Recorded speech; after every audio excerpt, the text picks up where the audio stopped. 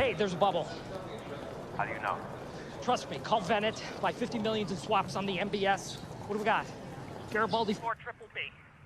Mark, you sure? Yeah, it's time to call bullshit. Bullshit on what? Every fucking Thing. Salve, salve, bitcoinheiros e bitcoinheiras, tudo bem com vocês?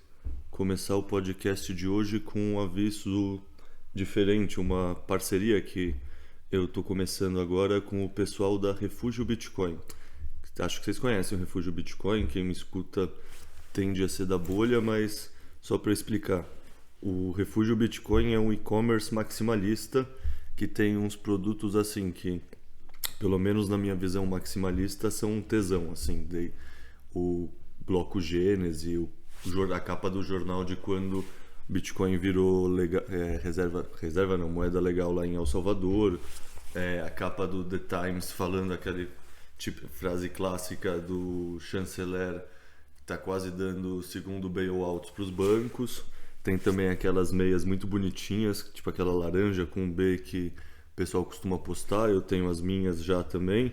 Camisetas, tem também o livro do Red Pill, capa dura, capa normal.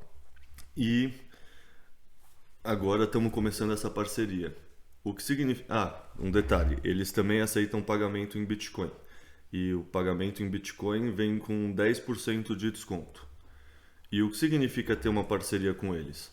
Significa que vocês que estão escutando aqui, se vocês usarem o cupom Explica Bitcoin, tudo junto maiúsculo, vocês ganham mais 10% de desconto.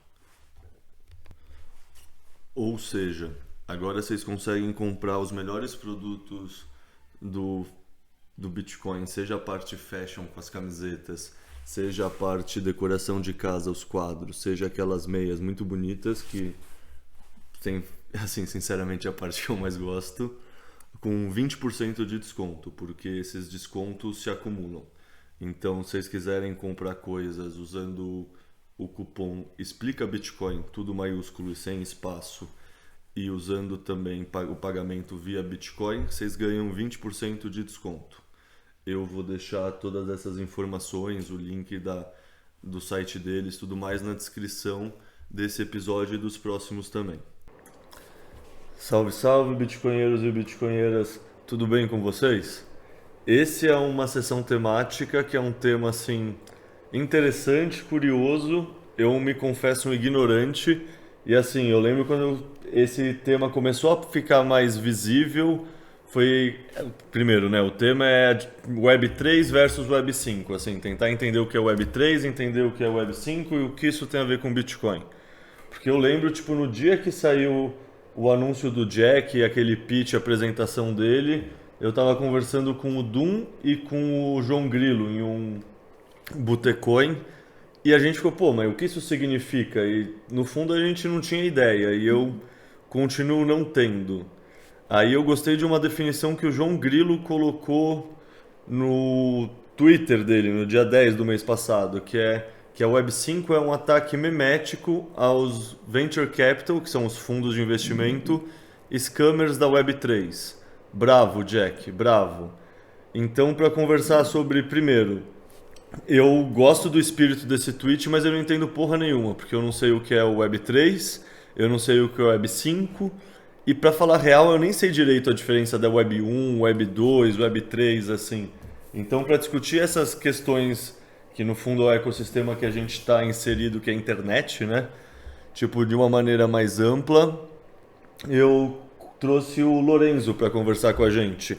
O Lorenzo escreveu dois textos muito legais lá publicados no Substack dele, a Toca, sobre justamente esse tema, tipo, o que é Web3, o que é Web4, quer dizer, Web5, por que não existe a Web4. Então, se apresenta aí, Lorenzo, daí a gente começa. Bom, e aí, cara? Valeu pelo convite, sempre um prazer estar aqui. Eu já acho que já vim umas 2, 3 vezes aqui. O pessoal deve saber quem eu sou, não querendo ser desumilde, né? Nada do tipo, mas... Você veio no primeiro, né? Você veio no Hã? primeiro sessão de Hopium e você veio no do BIP lá, da mudança do Bitcoin. Isso, é. Verdade, essa aqui então é a terceira visita. Mas enfim, sempre bom estar aqui. Eu sou o Lorenzo, eu gosto bastante de Bitcoin e é isso aí. Boa. Eu também gosto bastante de Bitcoin, olha só. Bom, vamos começar pelo começo. O que é Web 1?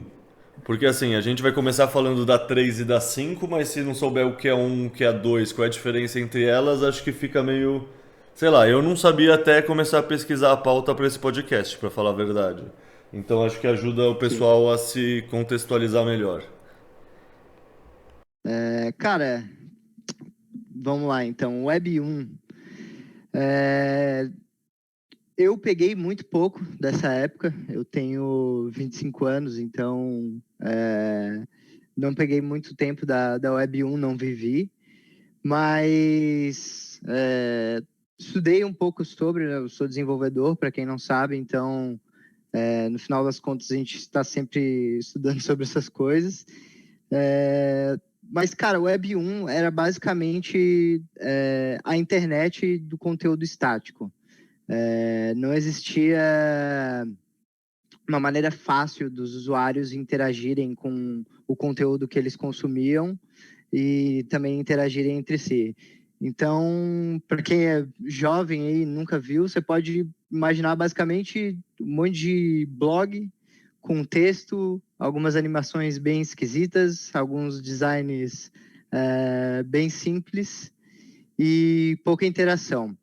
Era um lugar onde existiam poucos criadores de conteúdo e muitos consumidores de conteúdo, né? Não é como a gente tem hoje na Web 2, em que as plataformas dão oportunidade para os usuários criarem conteúdo.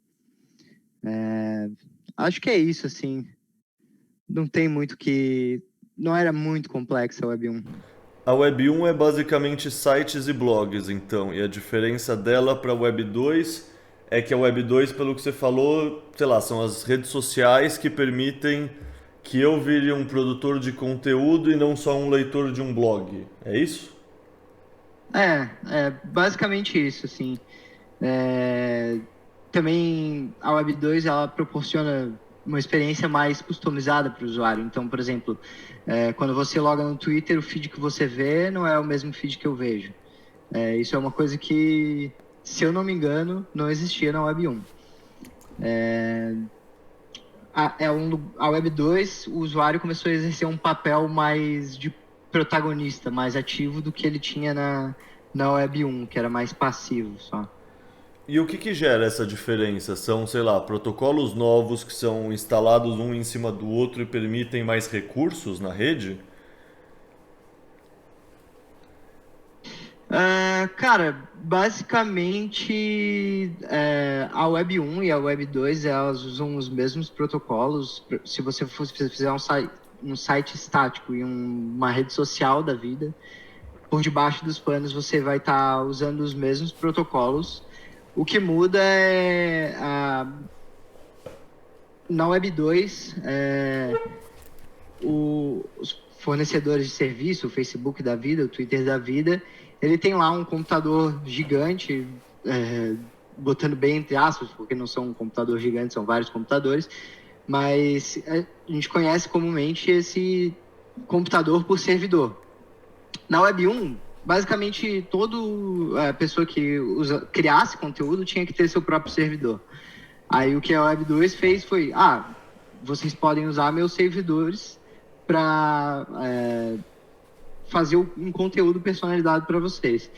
Então, a gente começou a salvar nossos dados lá e eles começaram a usar esses dados e o resto da história todo mundo sabe que tem toda a questão ética de como eles usam nossos dados, mas em essência é isso.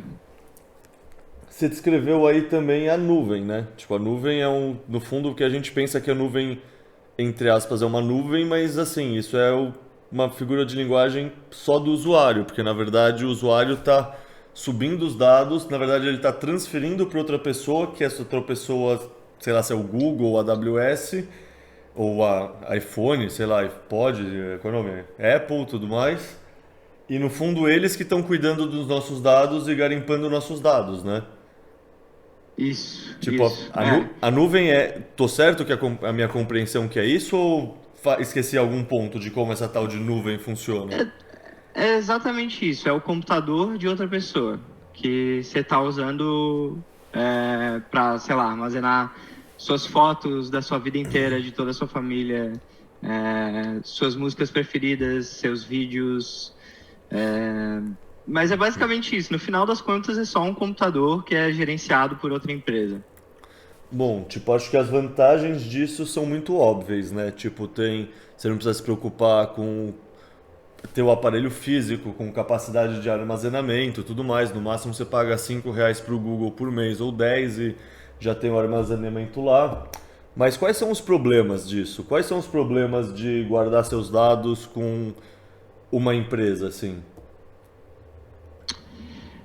Eu acho que o mais óbvio deles, a galera bitcoinheira sabe bem, né? Não, disclaimer. Estamos fazendo isso aqui justamente como um exercício pra galera mais iniciante, né? Os bitcoinheiros devem estar achando a gente meio tonto. Faz parte. Sim, não, beleza.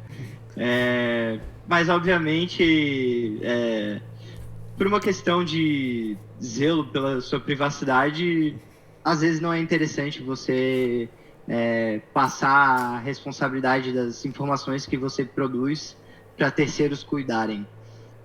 Em primeiro lugar, porque você fica sensível ao terceiro, né? Se o servidor da Google cair, você pode perder o que você tinha salvo e etc. E, em segundo lugar, essas informações, elas pode estar tudo ok com elas hoje, mas no futuro pode ser que não. Sei lá, pode ser que num futuro distópico no Brasil, os caras venham atrás dos maconheiros com rifles e fuzis e eles entram no escritório da Google e falam, por favor, me entreguem o nome de todo mundo aí que tem foto fumando maconha, tá ligado? Isso aí não seria uma boa. A Google vai lá, entrega e, obviamente, não é uma questão tão simples assim, mas acho que o ponto principal algo que tem lá que hoje pode não ser um problema para você, no futuro pode virar um problema, ou algo que você tem lá que é um problema hoje e se isso vier a público pode gerar um problemão.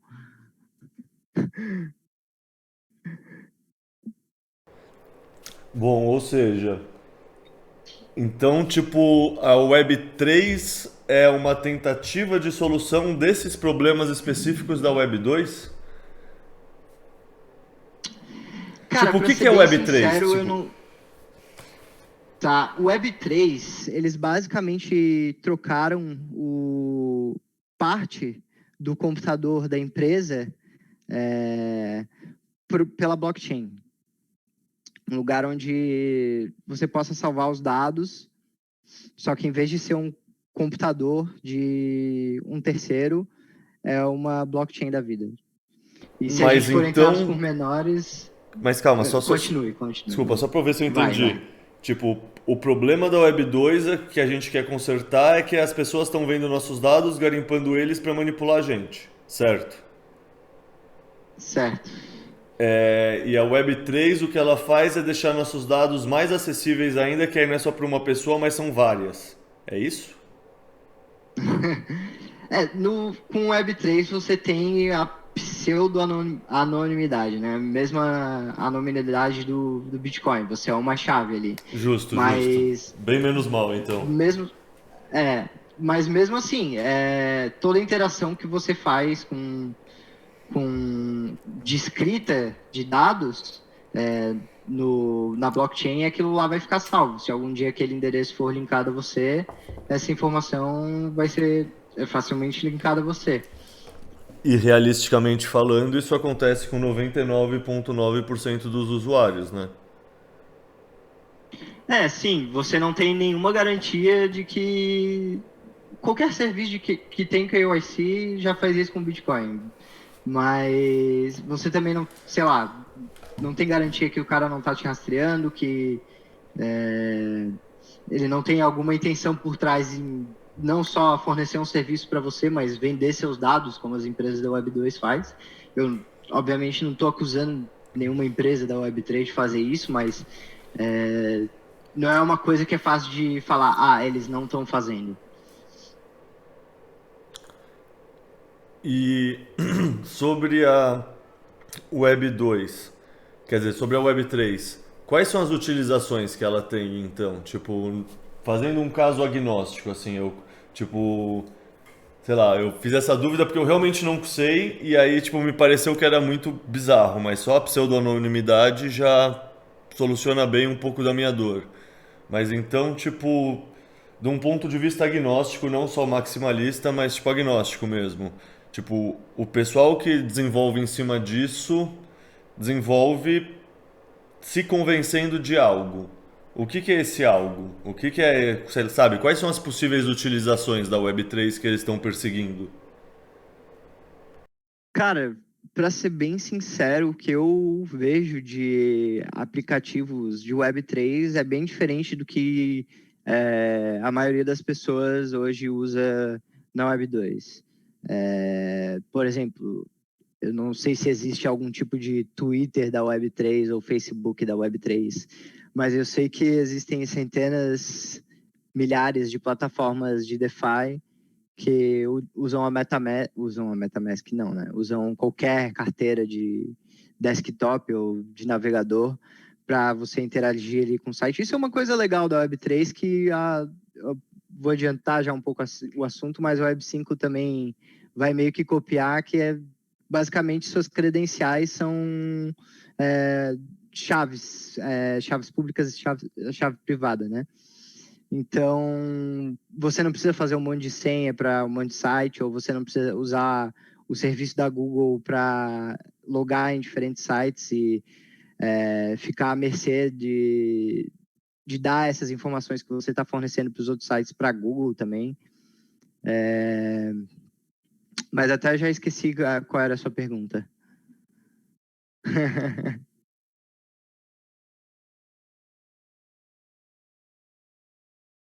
Ah, tá, sim, sim, sim. Cara, hoje o que a gente vê em massa, assim, é DeFi, NFT, muita coisa assim. Tem esses Play to Earn da vida também, ou Move to Earn.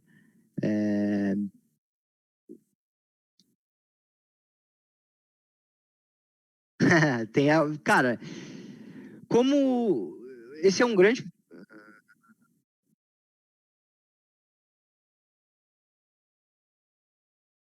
eu também não sei de onde veio o dinheiro. Eu gostaria muito que alguém me explicasse, como se eu tivesse 5 anos, de onde vem o dinheiro de um Move to Earn da vida. Sem fazer aquele desenho lá do Michael Scott, do The Office, que ele vai desenhando uma pirâmide passo a passo. Mas, enfim, isso é um problema, né, cara? Não só esquema de pirâmide, como também... Não deixa de ser esquema de pirâmide, mas esses rug pull da vida... Porque pouca gente sabe o que realmente está acontecendo, né, por debaixo dos panos. Por exemplo, os protocolos de DeFi, quando você deposita seus tokens ali, você está passando a custódia dos seus tokens para um terceiro. Você está confiando que aqueles terceiros não vão te dar um rug pull.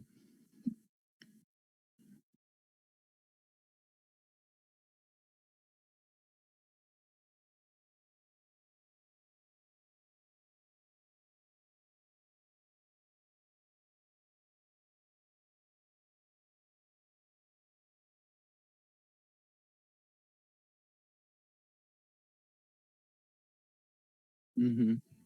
Sim. É que é muito fácil replicar as plataformas.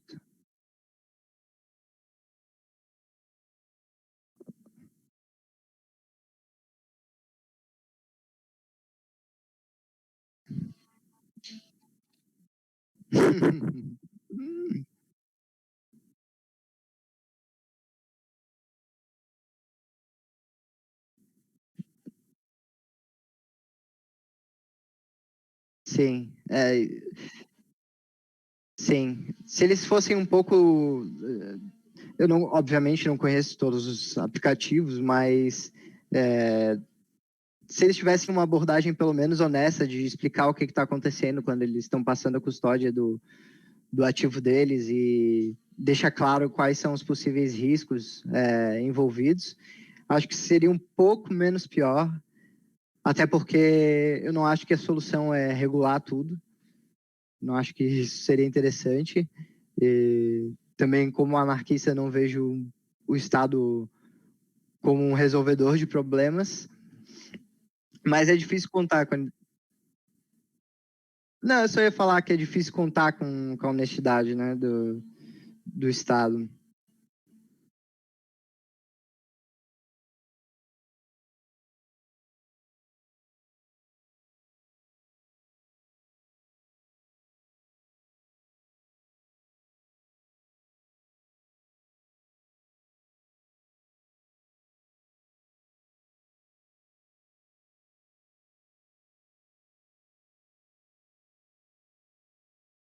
Uhum.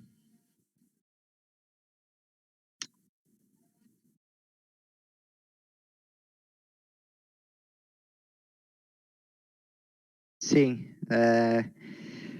Cara, eu acho que é, é um problema sem solução, mas o que pode tornar menos perigoso é a credibilidade de plataformas.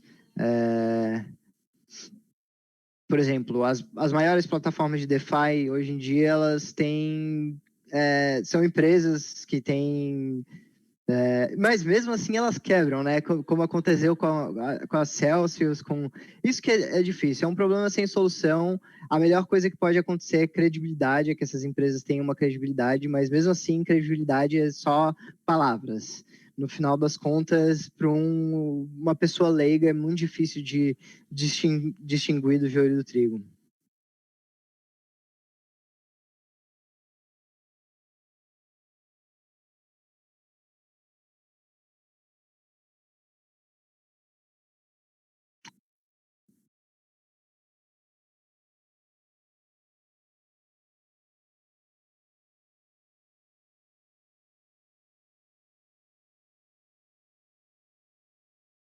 Cara,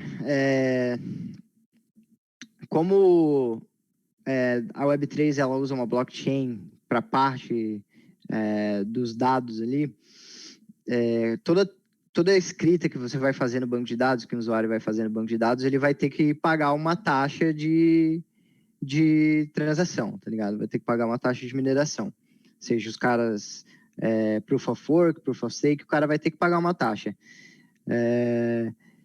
Então, na minha visão, isso já começa errado por aí, né? Tipo, cara, como assim eu preciso pagar uma taxa para cada escrita que eu vou fazer no banco de dados de vocês, né? E, em segundo lugar, essa história do tokenomics, que é muito esquisito, porque cada empresa tem seu token, então é como se você usasse o Uber e só pudesse pagar com o Uber Coin, como se você fosse usar, sei lá, o iFood e só pudesse pagar com o iFood Coin da vida. E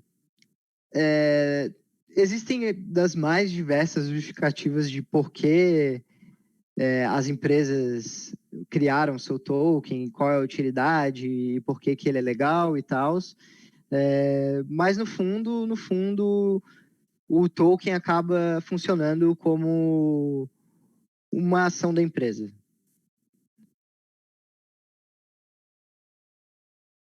Sim.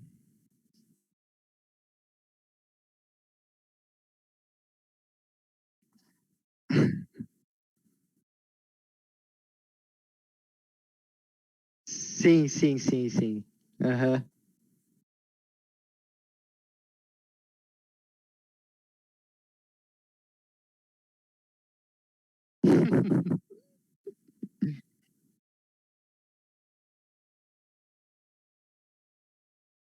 Sim,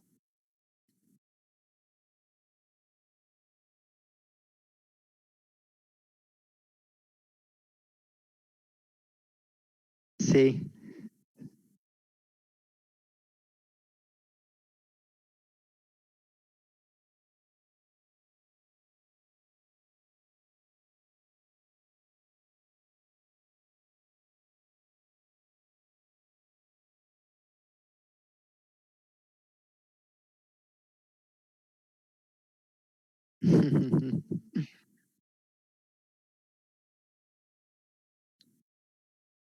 Sim.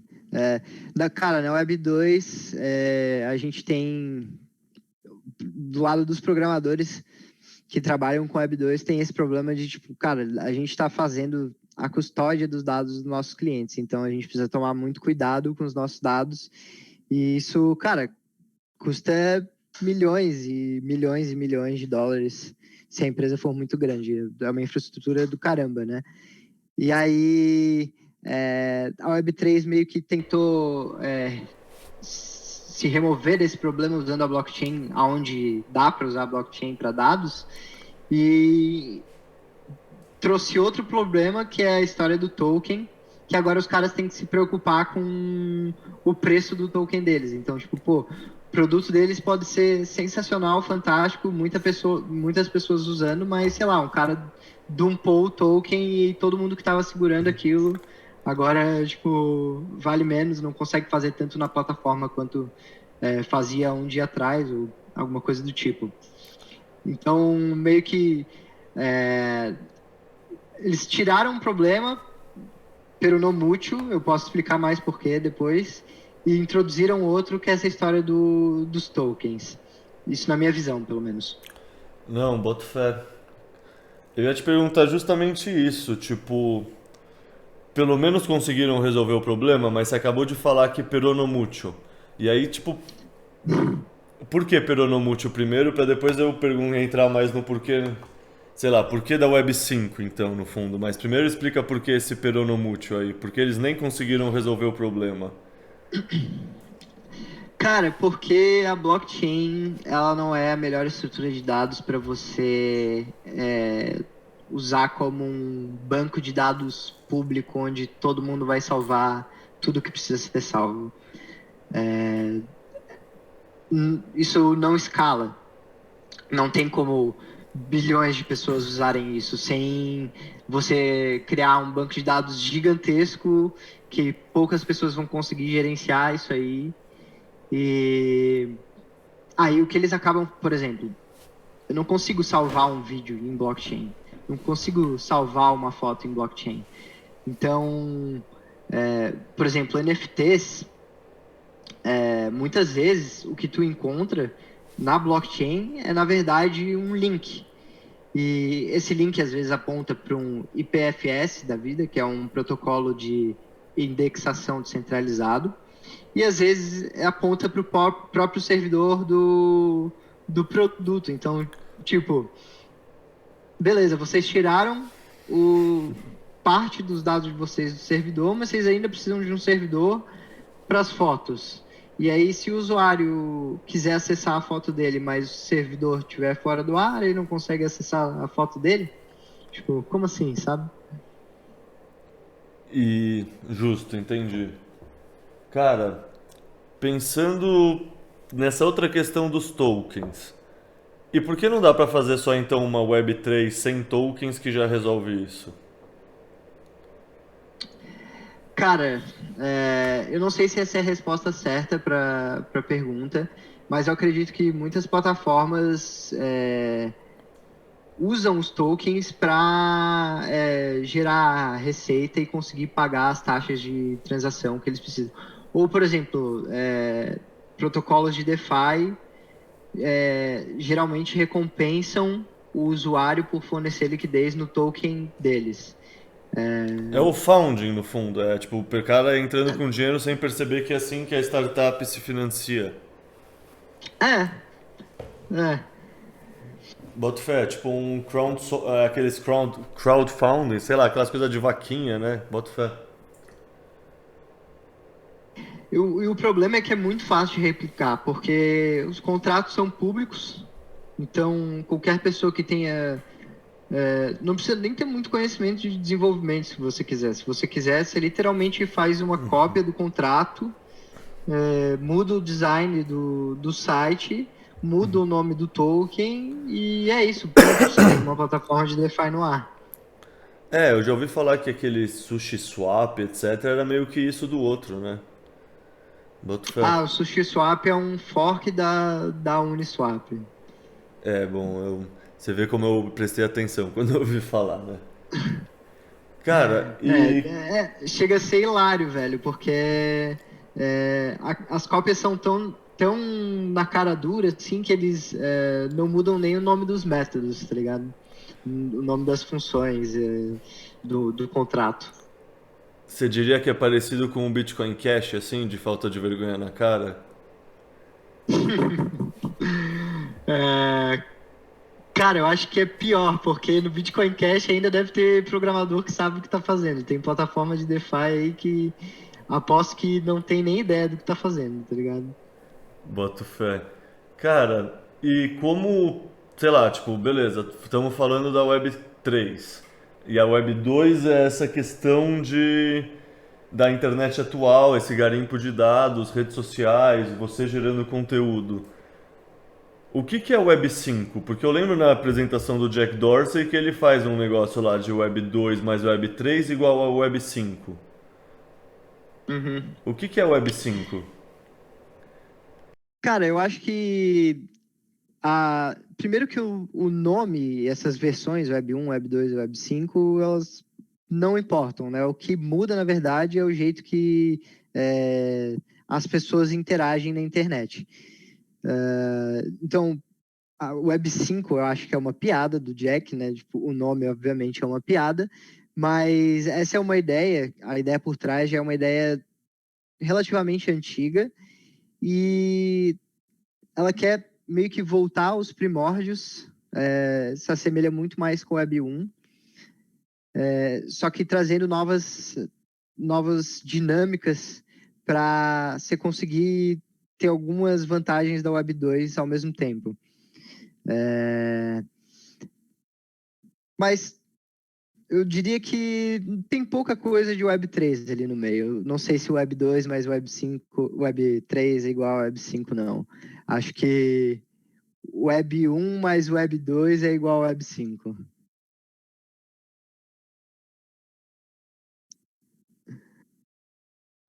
Pô, melhor então.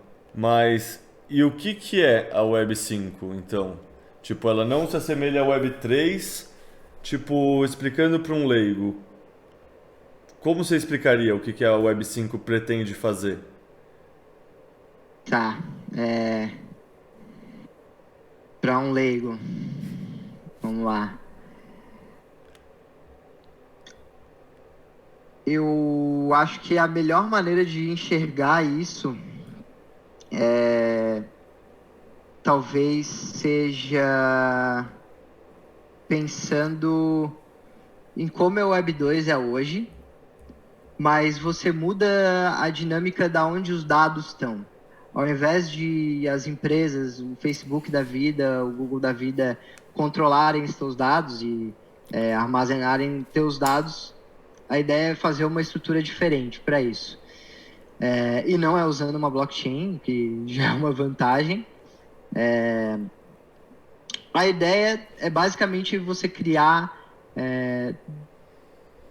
a possibilidade do usuário de gerenciar seus próprios dados, assim.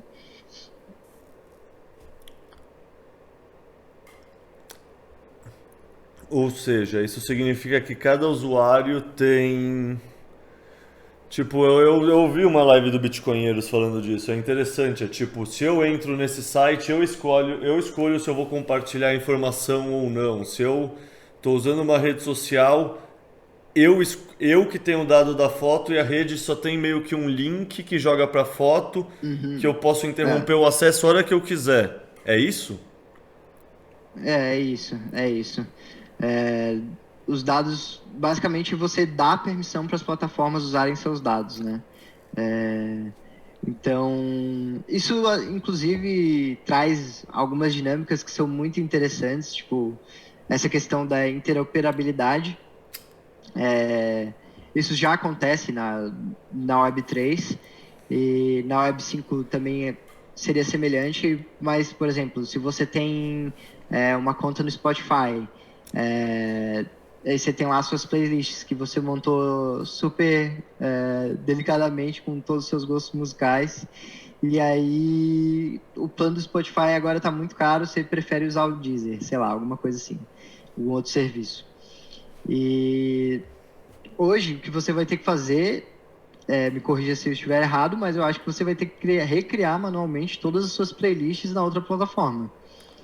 Eu não sei como é eu não tenho a tua ideia. playlist. Eu não sei como é que é as tuas playlists aí, Leta, mas se eu tivesse que fazer isso, eu ia perder, eu acho que um dia fazendo isso, cara.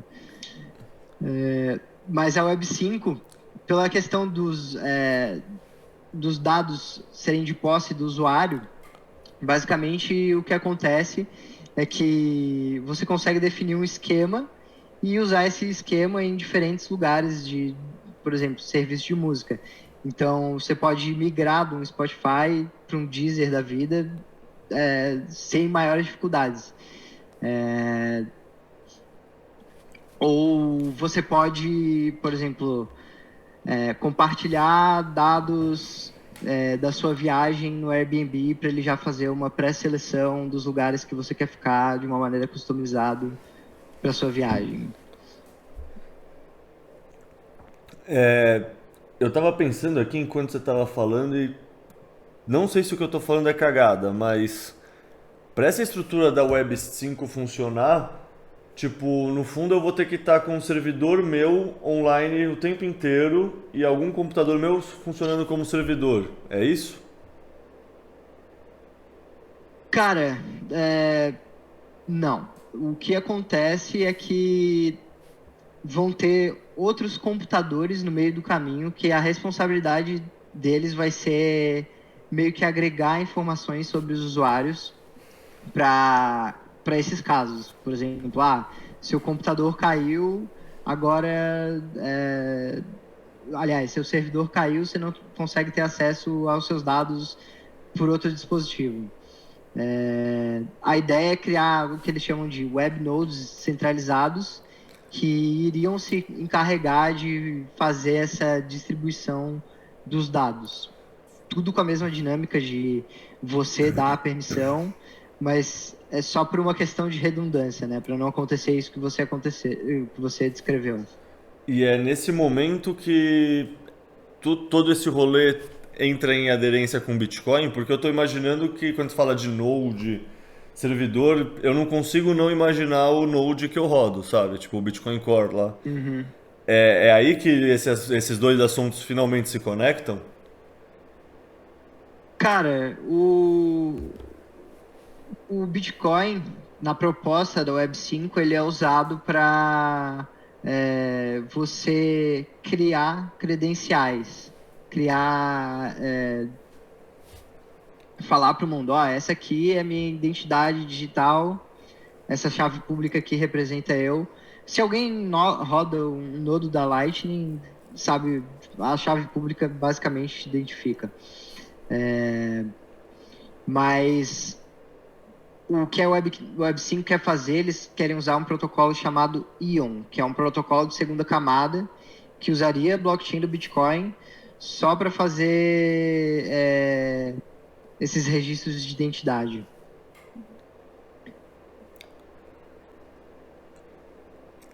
Tá, então agora explica como se eu tivesse 5.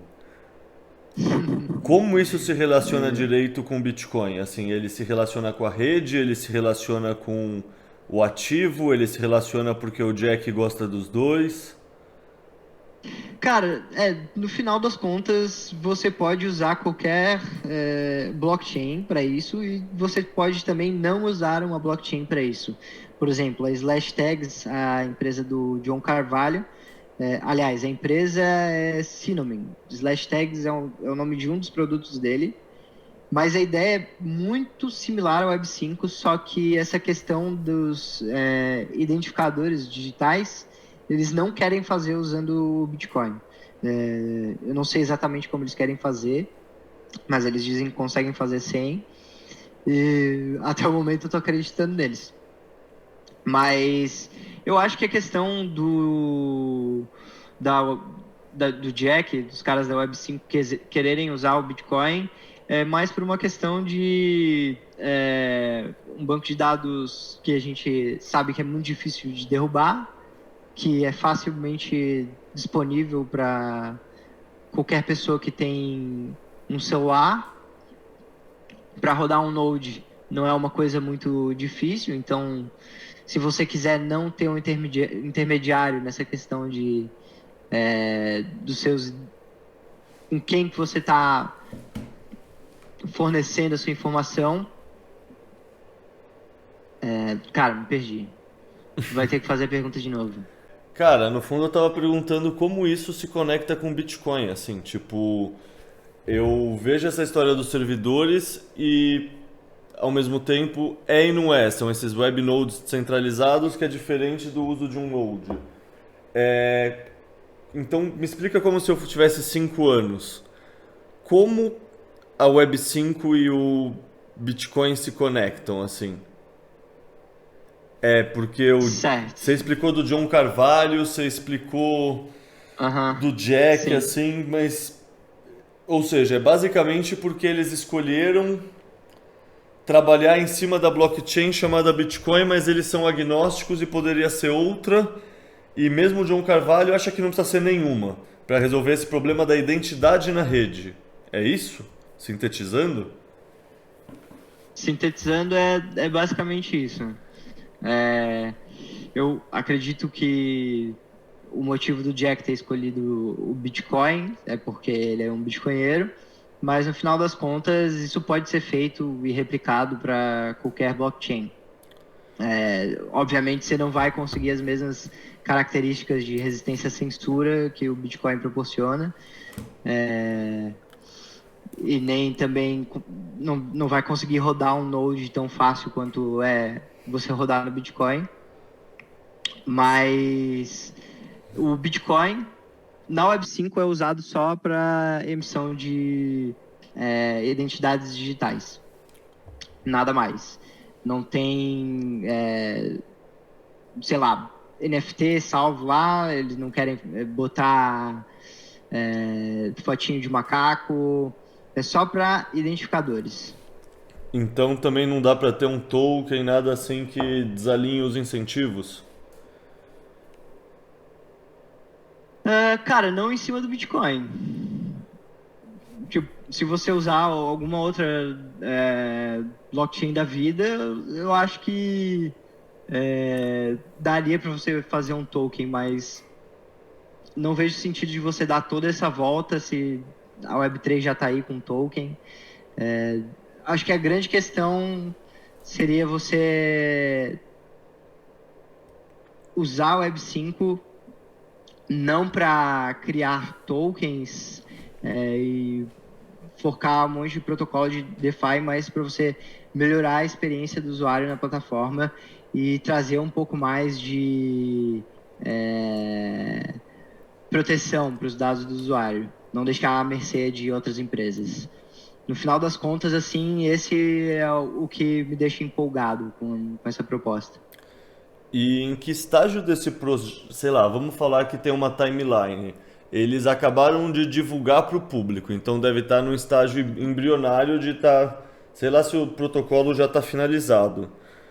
Isso vai ser implementado, dá para imaginar uma timeline ou, tipo, no fundo, hoje em dia é só imaginação?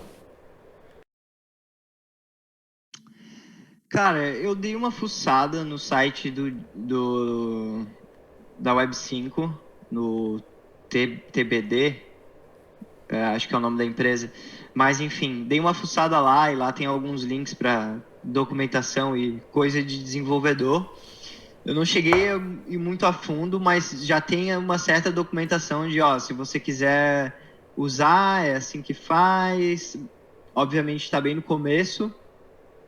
Eu não conheço nenhum tipo de aplicativo de Web 5 ainda, não sei se já é possível entregar um desses para produção, assim, para as pessoas usarem. Mas a documentação tá lá e os caras estão trabalhando nisso, cara. Então, tipo, agora é meio que uma reconstrução de toda a infraestrutura da rede. Pode-se falar isso? Tipo, Cara, tipo, vai ser um negócio gradual. Basicamente, eles vão falar, essa é a proposta, essas são as ferramentas que a gente está fornecendo para os desenvolvedores que querem programar esse tipo de aplicação, e é assim que faz. Agora deixa a comunidade agir, sabe? Deixa os desenvolvedores programarem. Tá, mas pergunta, pra mim que não sou desenvolvedor, tipo, isso significa que daqui a 5 anos eu vou poder downloadar um outro ícone que em vez do, sei lá, de ser o Brave, sei lá, eu vou, tipo, rodar, tipo, como isso vai me afetar, entendeu? Isso que eu quero dizer, tipo, como vai chegar pra mim? Ah, tá, beleza. É... Cara, pro usuário, acho que o que mais vai mudar é essa questão de credenciais, de como você se autentica nos sites que você usa e a questão de os seus dados poderem se mover, digamos assim, entre os diferentes sites.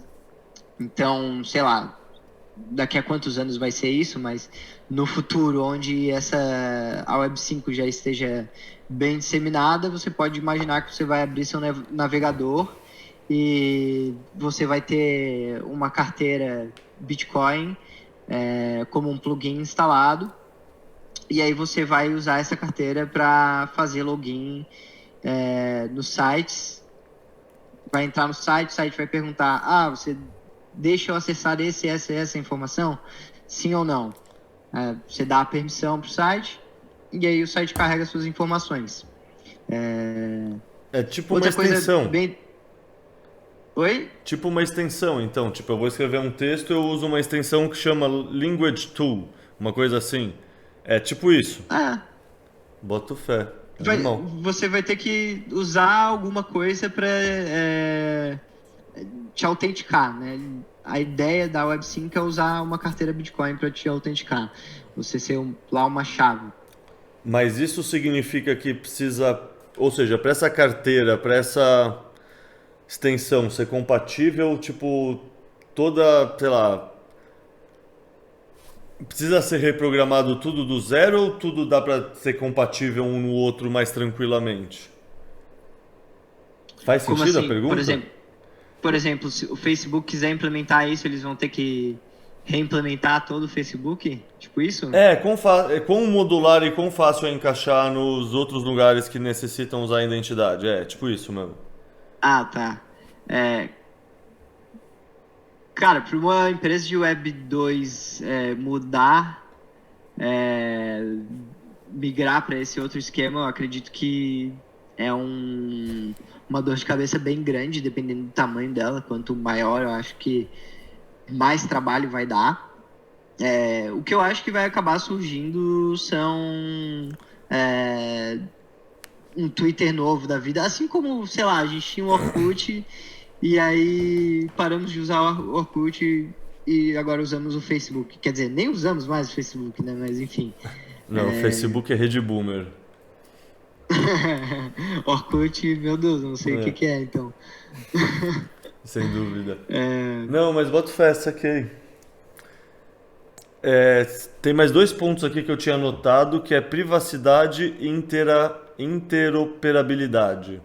Você quer fazer considerações sobre isso? Que as coisas que eu deixei de mencionar sobre isso, por exemplo, uma coisa legal de como esse esquema da Web 5 funciona é que você pode fornecer só as partes dos seus dados que são relevantes. Então, sei lá, fazendo uma analogia bem tosca, digamos que você é menor de idade e vai num bar.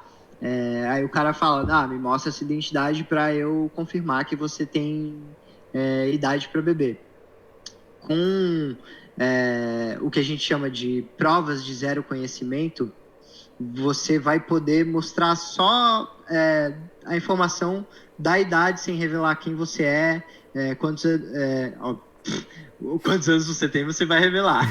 Mas você não vai revelar seu nome, não precisa revelar seu CPF, RJ, todas essas outras informações. Nome de seu pai, tudo, boto fé, saquei. Isso.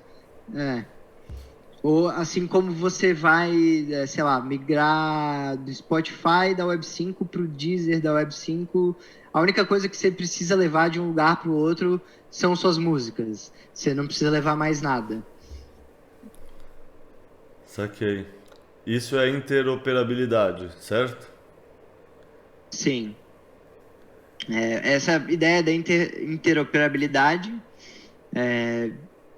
seria mais ou menos como, ao invés de eu deixar a plataforma cuidar dos meus dados, eu escrever um contrato e falar, ó, os meus dados sobre tal coisa, eles se parecem com esse formato e você vai encontrá-los aqui. E aí, ao invés de você dar os dados, você dá esse contrato e aí o aplicativo vai fazer a mágica dele para encontrar e exibir para você. Outra coisa, talvez, que seja interessante, como a sua identidade é uma chave pública, é um número que você não precisa esconder das outras pessoas e você provavelmente vai informar para as outras pessoas qual é a sua chave pública. Eu poderia ir, por exemplo, num Twitter da Web5 e logar com a sua chave pública e ver o mesmo feed que você vê. Ou eu posso usar a sua chave pública para ir no Spotify e ter acesso às mesmas playlists que você tem acesso. Isso, obviamente, se você der a permissão para a plataforma usar seus dados. Certo. Mas isso eu acho uma coisa bem legal, assim, tipo, eu quero ver como é que é o feed de tal pessoa, o que ela tá vendo, o que essa pessoa se interessa, sei lá, coisas desse tipo. Ou essa questão das músicas também. Eu gosto muito de compartilhar músicas com meus amigos. Então, às vezes eu me perco nessa questão de, tipo, pô, que playlist é pública, qual não é, qual eles conseguem adicionar músicas, quais não conseguem. E eu posso simplesmente dar minha chave pública para os caras, legal, aqui eu tenho acesso a toda a sua playlist. Saquei. Cara, deixa eu perguntar, tem alguma coisa que a gente não tocou que você acha que é importante falar sobre a Web5? Cara, eu acho que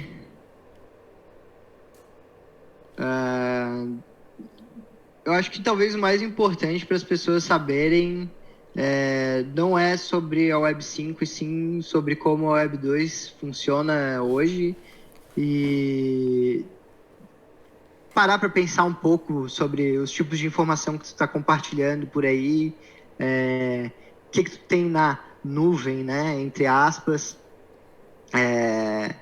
quais são as consequências desses teus dados, se você salva senhas, sei lá, num Google Cloud da vida, num iCloud da vida, dá uma parada e dá uma refletida para pensar da imensidão de dados que tu está deixando outras pessoas controlarem. Acho que essa é a mensagem mais importante, assim. Ou seja, a dor que motivou querer ter esse cuidado maior com a sua identidade online e deixar uma pessoa ou outra, ou sei lá, uma empresa ou outra ter acesso ou não aos seus dados. Perfeito. Deixa eu passar para 3 perguntas que os plebes deixaram quando eu falei que a gente ia gravar.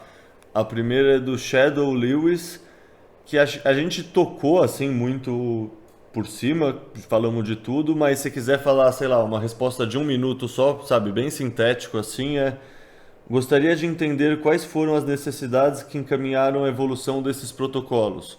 Ou seja, quais eram as dores que cada um resolveram? Acho que deixa eu ver se eu entendi tudo e consigo responder.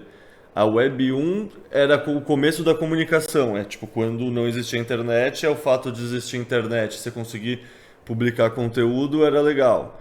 A Web 2 é a que a gente tem hoje em dia, que aumentou muito a interatividade, melhora a conexão, as pessoas começam a criar conteúdo, e isso gera um efeito de rede cabuloso, que gera essa questão de alguns dos players muito grandes dominarem tudo e, portanto, garimpar os dados e, com isso, começar a usar nossos dados contra a gente. Tipo, isso começa porque eles ganharam, porque eles forneceram serviços incríveis, senão eles não conseguiriam coletar tanto nossos dados.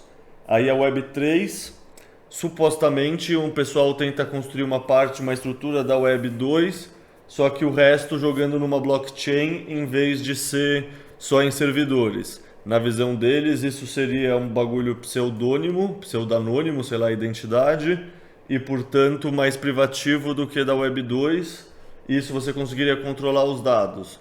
Mas foi um bagulho que foi bem cooptado pelos DeFis, etc. da vida, e tem incentivos desalinhados e tem toda essa questão dos tokens que acabam atrapalhando bastante a estrutura. Daí surge a Web 5, que é um pensamento que cada usuário vai ser dono da sua própria identidade e vai controlar quem tem acesso. E isso quebra essa lógica desses grandes players da Web 2 de usar nossos dados para ficar manipulando a gente, quebra bastante. Então a Web 5 meio que devolve um quê de privacidade e um quê de, sei lá, toda a polarização, toda a manipulação de câmera de eco que a gente vai caindo por causa dos algoritmos tende a ser muito diminuída porque a gente para de dar os dados que são o substrato que permitem tudo isso acontecer. Essa é uma síntese que faz sentido? Cara, faz bastante sentido. Eu só não sei. Eu não sei se eu tô tão otimista assim com a Web 5 e se a gente vai realmente ver uma mudança na dinâmica de como essas empresas gigantes usam nossos dados. Mas só pelo fato de eu não ter que entregar um monte de coisa que não está relacionada ao conteúdo que eu estou consumindo, já é um ponto positivo. Perfeito. Mas não boto minha mão no fogo para falar que esse tipo de informação eles ainda não vão ter mais como usar de maneira moralmente questionável. Sei, tipo, no fundo é aquela história que não vai vir uma solução mágica, né? Tipo, a pessoa precisa se cuidar e, tipo, tentar se proteger, usar VPN, etc. Não centralizar seus dados, fazer backup físico e não contar com serviço na nuvem para certas coisas. Tipo, no fundo é uma coisa mais ampla, né? Sim, exatamente. Tipo, por exemplo, eu não sei se pode vir ao caso de uma plataforma Facebook da Web 5 da vida chegar a um patamar que o governo dos Estados Unidos fale, olha, agora todo mundo que faz uma conta no seu site, que acessa o seu site, vai precisar fornecer o CPF, sei lá, o CPF dos americanos, sei lá, qual que é o número que eles usam. Mas é uma coisa que não duvido que aconteça, sabe? Não acho que seria um paraíso, mas com certeza tem dinâmicas interessantes que, na minha visão, vão pelo menos melhorar a experiência que o usuário tem para usar a internet. Eu diria que essa história do CPF permitir ou não fazer as coisas na China já é real e assim, a gente pode argumentar que no Canadá também, tá ligado? Então, né? Sim, exatamente. Bom, pergunta do Teixeira Rodel. Onde o Bitcoin entra em cada uma dessas estruturas de web? Entendo o uso do Node, mas como moeda teria algum valor? Eu acho que não, né? O que a gente falou é a questão do ativo e não o ativo não tem significado e a questão da infraestrutura, correto? Isso, exatamente. Tá, e aqui a última pergunta do Bit Satoshiko. Se a descentralização da web é uma tendência natural a longo prazo, o Bitcoin é soberano sendo a única opção para este propósito? Ou há outras tecnologias que poderão capturar os rumos dessa futura web, já que a grande maioria das pessoas não se importa com liberdade? Acho que a gente tocou um pouco nesse ponto, né, também. Falou que... A gente tocou de um ponto de vista bem agnóstico. Agora eu queria saber sua opinião técnica, assim, não só sendo agnóstico falando que pode ser, pode não ser. Assim, tipo, a rede do Bitcoin já é sem dúvida a maior e a mais resistente. Isso dá alguma vantagem de algum ponto de vista? Ou, tipo, de fato, alguma outra blockchain pode ter efeitos de... Sei lá, no fundo as shitcoins hoje em dia conseguem enganar várias pessoas, mesmo o Bitcoin sendo melhor. Pode acontecer o mesmo? Cara, não vejo por que não. Mas eu acho que como os maiores nomes aí que estão embarcando nessa jornada já são bitcoinheiros, talvez pelo efeito de rede e esse pontapé inicial que eles deram, talvez, sei lá, no futuro o pessoal use o Bitcoin e não tá nem sabendo que usa e não tá nem aí que o Bitcoin existe ou algo do tipo. Não sei se é uma coisa que as pessoas vão realmente se importar. Mas, de novo, a Slashtags quer fazer a questão dos identificadores digitais sem usar o Bitcoin. E então, teoricamente, usar o Bitcoin não é a única maneira para solucionar o problema, né? Mas acho que é isso. Interessante isso, né? Porque assim, o John Carvalho é um bitcoinheiro interessante, é um cara raiz, tipo, opiniões duras, mais fortes, sei lá, mais bem informadas, assim, é um cara legal, assim, é tipo o trabalho dele. O Jack também. Vai ser interessante ver tudo isso acontecendo no médio prazo aí, vendo, sei lá, como cada um se posiciona, qual lado cada um tá defendendo no argumento e por quê.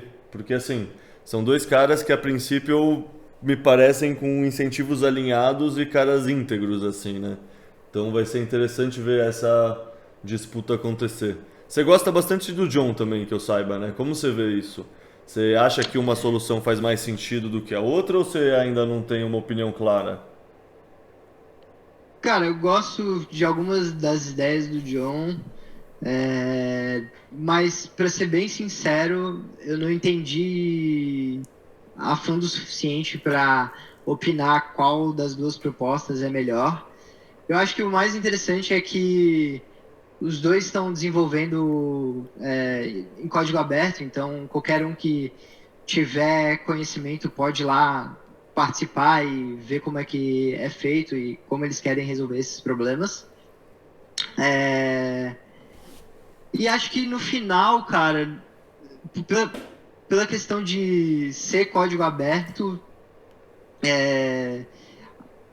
quem vai ganhar são os usuários, né? Não necessariamente a empresa do Jack ou a empresa do João Carvalho, mas eu acho que essa questão de você focar na qualidade do serviço e não ter seu produto copiado pelo seu concorrente vai trazer uma experiência mais legal para os usuários.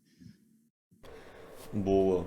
No fundo essa é sempre a vantagem do código aberto, né? O Jack Mallers que fez eu entender isso, que é aquela história que vira um bagulho muito mais mutualista, né? Todo mundo está construindo em prol de um bem comum, não é? Ou seja, o que aquela pessoa fizer e for bom vai me ajudar a melhorar o meu produto e melhorar, né? Não é uma competição. Isso é fabuloso. Sim. Tipo aquela história de redes abertas. Sim. Cara, você tem mais alguma consideração, mais algum comentário, mais alguma coisa que a gente deixou passar e vale a pena comentar desse assunto ou acha que já foi? Não, acho que é isso, cara.